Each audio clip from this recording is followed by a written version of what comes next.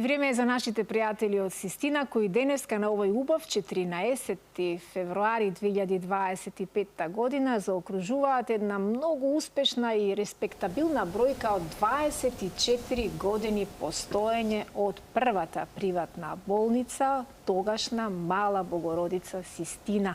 Добро утро и добро ни дојдовте за доктор Никола Панчевски, специјалист по гинекологија и акушерство, воедно и член на одбор на директори на Ачипаде Систина. Ја имате таа привилегија да бидете сите овие години дел од пионерот во приватното здравство во Македонија. Добро утро. Така. Да, ова е посебен ден. Денеска и ние секоја година го одбележуваме. Кој би рекол дека помина 24 години. Истото и јас го помислив вчера. Да, 24 години од отварањето, значи болницата Мала Богородица, тогашна специјална болница само за гинекологија и акушерство, почна да работи точно на овој ден. Јас сеќам скоро на сите детали од тоа време. Затоа што тоа е еден прекрасен момент кој што како поминуваше времето, нели беше предизвик во тоа време. Меѓутоа дефинитивно ги одреди нашите професионални животи. Секој почеток е тежок. Тоаш беше тоа една мала екипа на луѓе. Со колку луѓе започнавте, се сеќавате ли? Се сеќавам на првата фактички прозивка, на првиот работен ден, ние бевме околу 65. Целиот работени. персонал. Да, 65 вработени и таа бројка многу брзо за неколку месеци нарасна на преку 100. Затоа што едноставно обемот на работа тоа го побаруваше. И секогаш сте внимателни, тоа е особено манир на приватниот сектор да секое вработување мора да биде оправдано. Зашто тоа го правите? Меѓутоа, бројот на лекари на самиот почеток не бевме само 7 гинеколози. Имавме 2 анестезиолози и 1 педијатар. Таа почетна бројка до крајот на годината нарасна.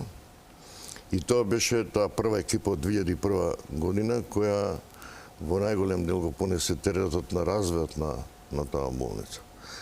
Нормално просторот се прошири, бројот на кревети се зголеми со тек на време и така да тоа ние обстојувавме во тој простор некаде до 2010 година кога од специјална болница за гинекологија и акушерство прераснавме во клиничка болница.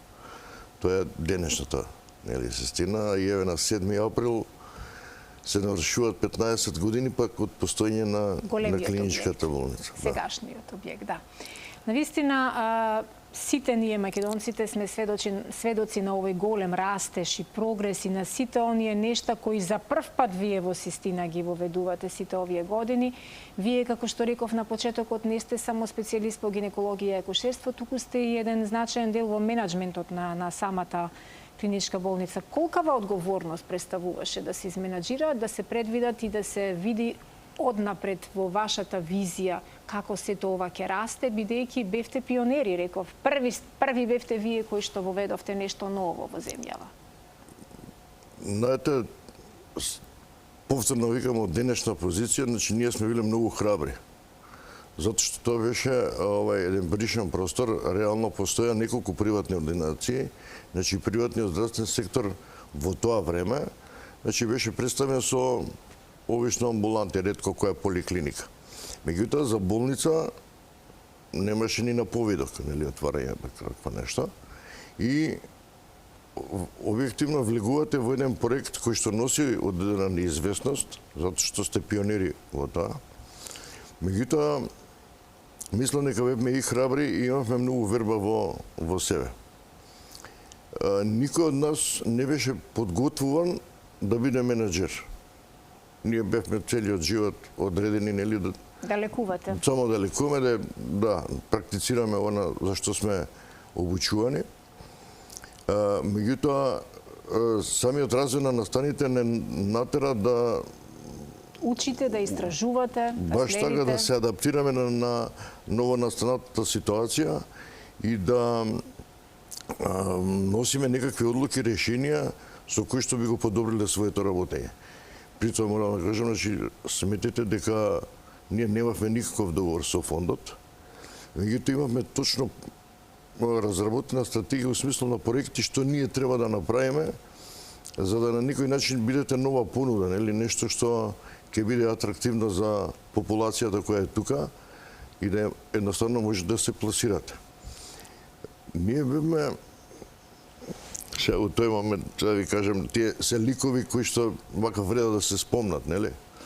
Значи, од тие 7 гинеколози беше доктор Дракулевски, доктор Лазаревски, тоа се имиња кои што значат, нели, на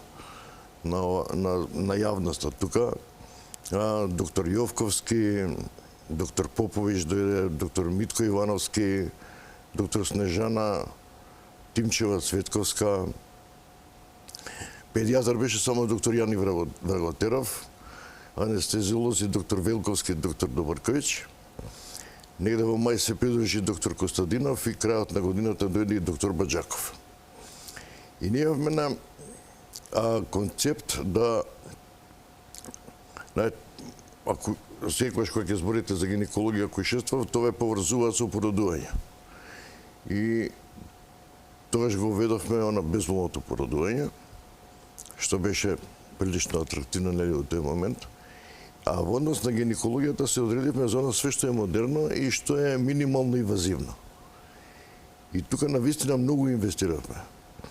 Од аспект па на вообличување нели на таа болница за нас беше многу битно во еден момент доаѓањето на госпоѓа Нина Пијаде Мирковска, која е правник, меѓутоа специализиран за здравствениот сектор.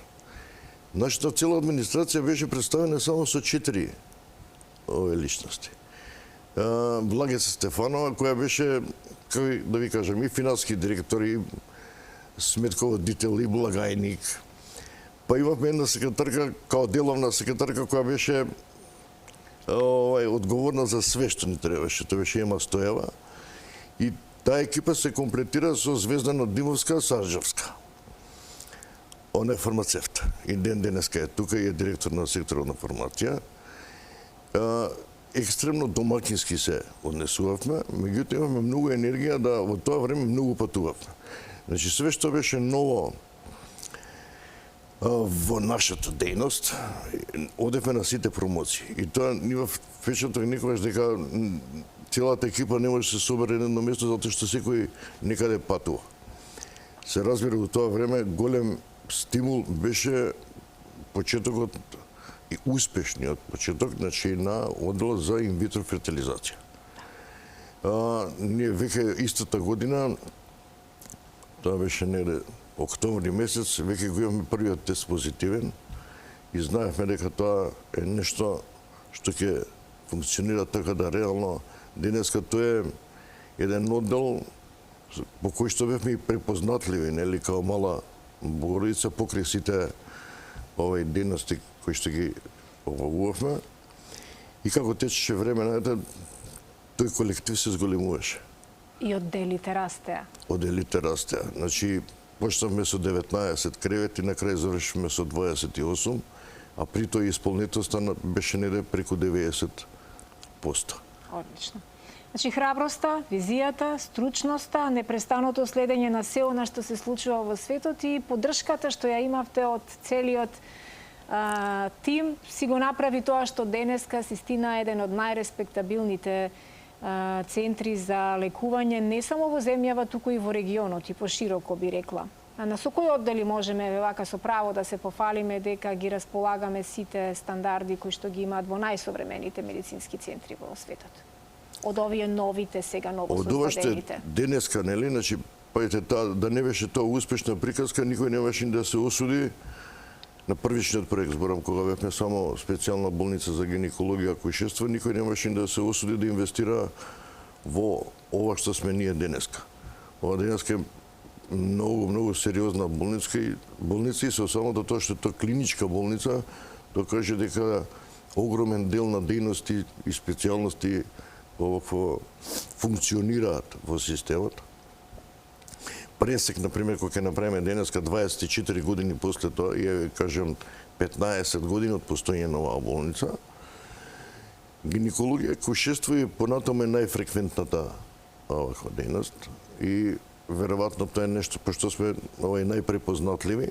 Меѓутоа за овие 15 години навистина и сите други гранки одлично се развиваат. Знаете дека 2010 што беше новина, тоа беше отварањето на кардиохирургија. Кардиохирургија која секогаш е придружена со еден сериозен оддел за кардиологија и интерна медицина како сервис. Голем исчекор е направено делот на хирургија. Буквално сите хирурги паралелно се развива.